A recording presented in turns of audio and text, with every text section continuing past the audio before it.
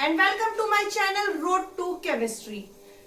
I am Abhilasha Thakur, PGT Chemistry, और हम जैसा कि हमारी 10th क्लास का first chapter chemical reaction and equation हमने स्टार्ट किया था, उसमें हमने चैप्टर का introduction, balancing of chemical reactions, balancing क्यों की जाती है, कैसे की जाती है, ये सब हम डिस्कस कर चुके थे।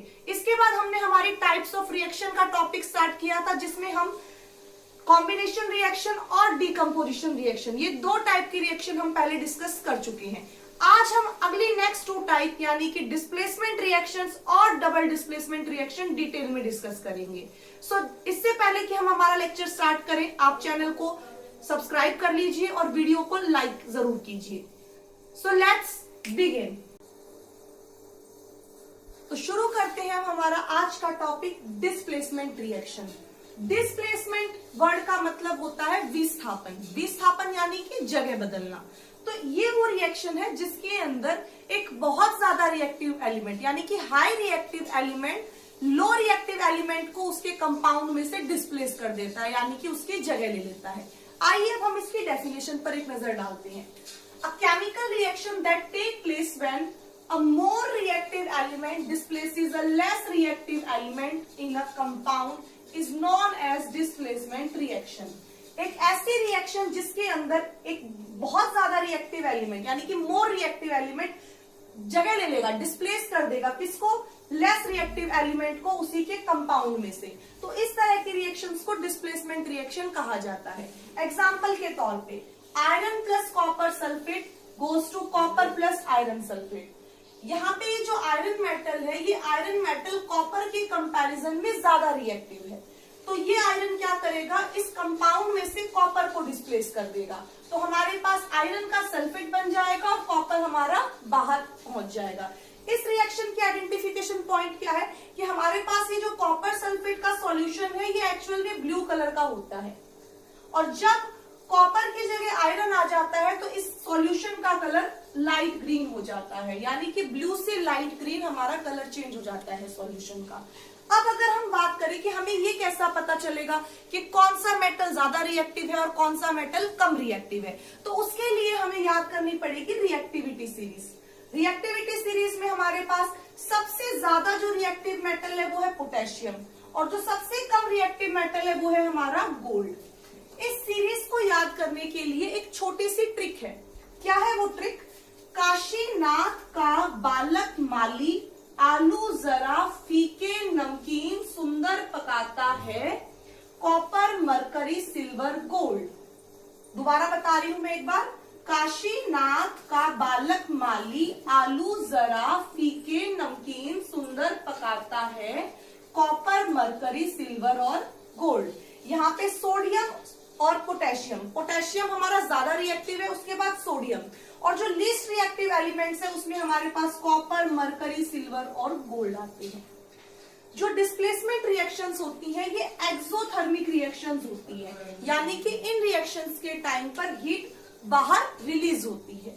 सो आई होप आपको डिस्प्लेसमेंट रिएक्शन का टॉपिक समझ आ गया होगा। अब चलते हैं हम हमारी अगली टाइप की ओर, यानी कि डबल डिस्प्लेसमेंट रिएक्शन की तरफ। तो अब हम बात करते हैं डबल डिस्प्लेसमेंट रिएक्शंस की। डबल वर्ड का मतलब होता है टू टाइम्स, डिस्प्लेसमेंट वर्ड का मतलब होता है विस्थापन, यानी कि ऐसे रिएक्शंस में हमारे पास दो बार डिस्प्लेसमेंट होगा। पहले इसकी डेफिनेशन को समझते हैं। देखिए, a chemical reaction in which both the reactants get decomposed to form substances by exchanging their radicals is known as double displacement reaction.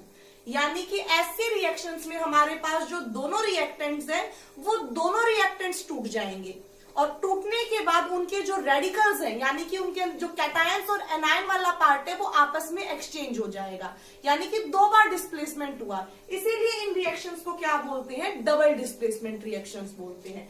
Example के तौर पे देखिए, barium chloride plus sodium sulphate. अब ये हमारे पास दो अलग अलग रिएक्टेंट हैं। तो बैरियम क्लोराइड को जब हम तोड़ेंगे तो बैरियम 2 पॉजिटिव आयन बनेंगे, और क्लोराइड को जब हम तोड़ेंगे तो Cl नेगेटिव आयन्स बनेंगे। ऐसे ही सोडियम सल्फेट को जब हम तोड़ेंगे तो Na पॉजिटिव और SO4 2 नेगेटिव आयन्स बनेंगे। अब क्या होगा, ये जो कैटायन है ये एक्सचेंज हो जाएंगे और एनायन भी आपस में क्या हो जाएंगे, एक्सचेंज हो जाएंगे, यानी कि 2 बार डिस्प्लेसमेंट होगा। तो यहाँ पे प्रोडक्ट क्या बनेगा, यहाँ पे बैरियम सल्फेट बनेगा और सोडियम का क्लोराइड बनेगा। तो सोडियम पहले सल्फेट के साथ था, लेकिन अब सोडियम किसके साथ चला गया, क्लोराइड के साथ। इसी तरीके से बैरियम पहले क्लोराइड के साथ था, लेकिन अब किसके साथ आ गया, सल्फेट के साथ आ गया। तो इस रिएक्शन में 2 बार डिस्प्लेसमेंट हुआ, इसीलिए इस रिएक्शन को डबल डिस्प्लेसमेंट रिएक्शन बोलते हैं। अब बात करते हैं इस रिएक्शन की खास पॉइंट की। The two reactants are generally water soluble। जो भी हम रिएक्टेंट्स लेते हैं वो दोनों रिएक्टेंट्स वाटर सॉल्यूबल होते हैं, जबकि जो हमारा प्रोडक्ट बनेगा उसमें से एक प्रोडक्ट हमारा सॉल्यूबल होगा और दूसरा प्रोडक्ट हमारा इनसॉल्यूबल होगा। जैसा कि अभी हमने इस रिएक्शन में देखा, हमारे पास ये 2 प्रोडक्ट बने, उसमें से ये वाला जो प्रोडक्ट था ये इनसॉल्यूबल, ये सॉल्यूबल प्रोडक्ट था, और ये वाला जो प्रोडक्ट है ये हमारा इनसॉल्यूबल है, यानी कि यहाँ पे हमारे पास व्हाइट कलर के पीपीटी बने। एक और एग्जांपल लेते हैं, lead nitrate plus potassium iodide. जब ये दोनों रिएक्टेंट आपस में रिएक्ट करते हैं तो हमारे पास लेड आयोडाइड यानी कि येलो कलर के प्रेसिपिटेट बनते हैं और लेड पोटेशियम नाइट्रेट हमारा सॉल्यूबल प्रोडक्ट बनता है। तो ऐसे रिएक्शन जिसके अंदर इनसॉल्यूबल प्रोडक्ट बन रहे हैं, तो उस इनसॉल्यूबल प्रोडक्ट को हम क्या बोलते हैं, प्रेसिपिटेट बोलते हैं, और इसीलिए इन रिएक्शंस को प्रेसिपिटेशन रिएक्शंस भी कहा जाता है। तो क्या था डिस्प्लेसमेंट रिएक्शन में, डिस्प्लेसमेंट रिएक्शन में हमारे पास more reactive element high reactive को डिस्प्लेस कर रहा था, और डबल डिस्प्लेसमेंट के अंदर हमारे पास दोनों रिएक्टेंट्स टूट रहे थे, और दोनों रिएक्टेंट्स टूटने के बाद उनके कैटायंस और एनायंस का एक्सचेंज हो रहा था। सो आई होप आपको डिस्प्लेसमेंट रिएक्शन और डबल डिस्प्लेसमेंट रिएक्शन दोनों अच्छे से समझ आ गई होगी।